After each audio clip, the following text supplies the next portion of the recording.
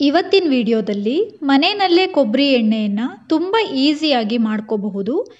ಯಾವುದೇ ರೀತಿ ಕಲಬೆರಕೆ ಇಲ್ಲದೆ ಇರೋ ಥರ ಕೊಬ್ಬರಿ ಎಣ್ಣೆಯನ್ನು ಹೇಗೆ ಮಾಡೋದು ಅಂತ ನೋಡ್ಕೊಳ್ಳೋಣ. ನಾನಿಲ್ಲಿ 2 ಕೊಬ್ಬರಿಯನ್ನು ತಗೊಂಡಿದ್ದೀನಿ. ಫಸ್ಟ್ ಟೈಮ್ ಮಾಡೋದಾದರೆ ನಾವು ಕಡಿಮೆ ಪ್ರಮಾಣದಲ್ಲೇ ಮಾಡ್ಕೋಬೇಕು.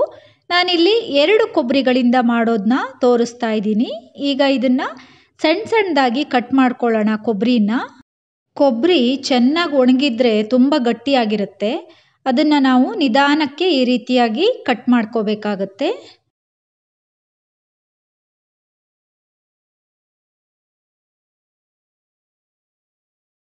ಈಗ ನೋಡಿ 2 ಕೊಬ್ಬರಿಗಳನ್ನು ಕಟ್ ಮಾಡಿರೋದಾಗಿದೆ.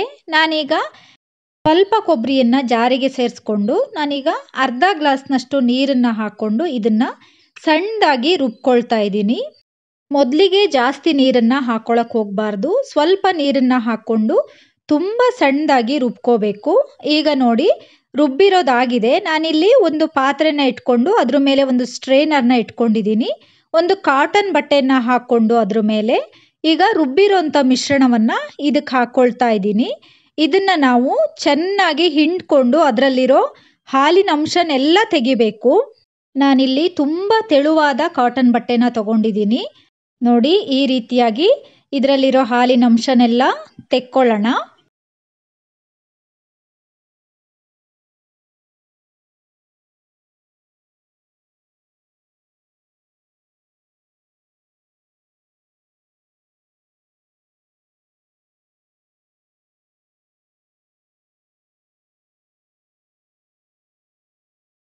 ಪೂರ್ತಿ ಹಿಂಡಿರೋದಾದ್ಮೇಲೆ ನೋಡಿ ಇದನ್ನ ಮತ್ತೊಂದು ಸಲ ಜಾರಿಗೆ ಹಾಕ್ಕೊಂಡು ಸ್ವಲ್ಪ ನೀರು ಹಾಕ್ಕೊಂಡು ಮತ್ತೆ ಇದನ್ನ ಹಿಂಡ್ಕೋಬಹುದು. ಇದರಲ್ಲಿ ಇನ್ನೂ ಸ್ವಲ್ಪ ಹಾಲು ಸಿಗುತ್ತೆ. ಈಗ ನೋಡಿ ಎಲ್ಲ ಕೊಬ್ಬರಿಯನ್ನು ರುಬ್ಕೊಂಡು ನಾನು ಹಾಲನ್ನು ತೆಕ್ಕೊಂಡಿದ್ದೀನಿ. 2 ಕೊಬ್ಬರಿಯಿಂದ ಇಷ್ಟು ಹಾಲು ಸಿಕ್ಕಿದೆ ನನಗೆ. ಈಗ ಒಂದು ಪ್ಲೇಟ್ನ ಮುಚ್ಚಿ 6 ರಿಂದ 8 ಅವರು ಫ್ರಿಜ್ಜಲ್ಲೇ ಇಟ್ಕೊಳ್ತಾ ಇದ್ದೀನಿ. ಇದನ್ನು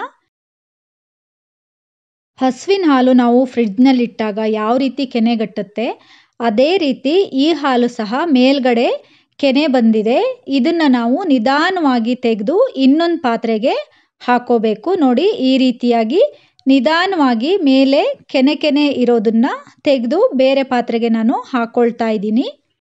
ಮೇಲ್ಗಡೆ ಕೆನೆನ ಮಾತ್ರ ನಾವು ಈ ರೀತಿ ತೆಕ್ಕೊಳ್ಳೋಣ. ನೋಡಿ ಈಗ ತೆಗೆದಿರೋದಾಗಿದೆ. ಕೆಳಗಡೆ ನೀರು ಮಾತ್ರ ಉಳ್ಕೊಂಡಿದೆ.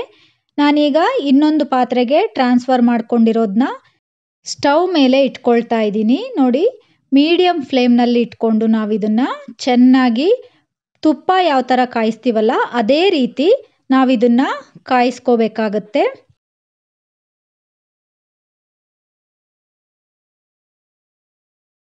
ಕುದೀತಾ ಇರೋವಾಗ ಸ್ಟವ್ಗೆಲ್ಲ ಸಿಡಿಯೋಂಥ ಚಾನ್ಸಸ್ ಇರುತ್ತೆ. ಹಾಗಾಗಿ ಒಂದು ಪ್ಲೇಟ್ನ ಮುಚ್ಚಿ ಸಹ ನಾವು ಇದನ್ನು ಚೆನ್ನಾಗಿ ಕುದಿಸ್ಕೋಬೇಕು. ನೋಡಿ ಈಗ ಚೆನ್ನಾಗಿ ಕುದೀತಾ ಇದೆ. ನೋಡಿ ಆಲ್ರೆಡಿ ಸ್ವಲ್ಪ ಎಣ್ಣೆ ಬಿಡ್ತಾ ಇದೆ.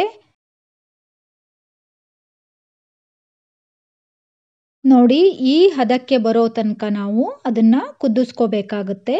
ನಾನಿಲ್ಲಿ ಈಗ ಇದನ್ನು ತೆಗೆದು ಸೈಡಿಗೆ ಎತ್ತಿಟ್ಕೊಳ್ತಾ ಇದ್ದೀನಿ.